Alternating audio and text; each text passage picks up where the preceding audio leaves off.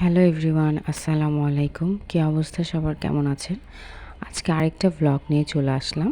Blog শুরু করার আগে আপনাদের কাছে একটা রিকোয়েস্ট করব, আমার ভিডিওগুলো যদি আপনাদের কাছে ভালো লেগে থাকে প্লিজ লাইক এবং কমেন্ট করতে ভুলবেন না। ধন্যবাদ। এটা হচ্ছে ঈদের দ্বিতীয় দিন। আমি আর আমার ছেলে বের হয়ে গেলাম একটু ঘুরবো বলে, আমার পছন্দের একটা রেস্টুরেন্টে যাব বলে।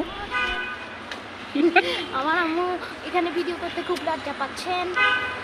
যদি আমার জন্য আর রাস্তাঘাট এত ফাঁকা ছিল, এত ভালো লাগছিল কি বলবো। সো বেরোই পড়লাম। দেখেন আমরা কোথায় চলে আসলাম। আমাদের প্রিয় একটা রেস্টুরেন্ট ছিল চিলক্স।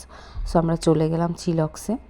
আর ওখানে গিয়ে দেখি এত ক্রাউড ছিল, মানে লিটারেলি বসার জায়গা ছিল না। অনেকক্ষণ ওয়েট করার পরে ফাইনালি আমরা একটা সিট পাইছি, বসার জায়গায় পাইলাম। সো তাড়াহুড়া করে সিটটা দখল করে নিলাম। এখন এখানে একটা রুলস হচ্ছে কি, আগে ফুড অর্ডার দিয়ে পে করে আসতে হবে, তারপরে আপনাকে একটা টোকেন দিবে, ওই টোকেনের মাধ্যমে আপনাকে সিরিয়ালভাবে ডাকবে। তো এখন আমরা এখানে কিছু পিকচার মা ছেলে তুলে নিচ্ছি। এরপর আমার ছেলেকে বললাম আমার কিছু সিঙ্গেল পিক তুলে দিতে। দেখেন সে আমাকে পিক তুলে দিল, খুব বাজেভাবে পিক তুলে দিল, কোনো প্রবলেম নাই। এখন সে আমাকে কিছু ভিডিও করে দিচ্ছে। দেখেন তার কোয়ালিটি কেমন। আসলে ক্যামেরাম্যান ভালো না, মোটেও ভালো না।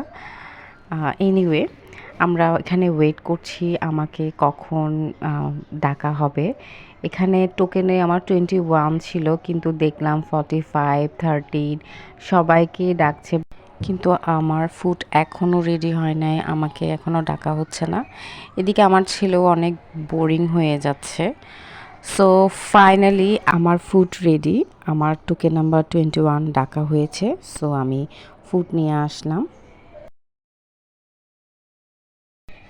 আমাদের যখন বাসায় এরকম ভালো লাগে না, তখন আমরা রিফ্রেশমেন্টের জন্য মা ছেলে একসাথে বের হয়ে যাই। তো সবাই আমাদের জন্য দোয়া করবেন, আমার ছেলের জন্য একটু বেশি দোয়া করবেন। আমার ভিডিওগুলো যদি আপনাদের ভালো লেগে থাকে প্লিজ আপনারা লাইক এবং কমেন্ট করতে ভুলবেন না। সো আল্লাহ হাফেজ, ভালো থাকবেন সবাই।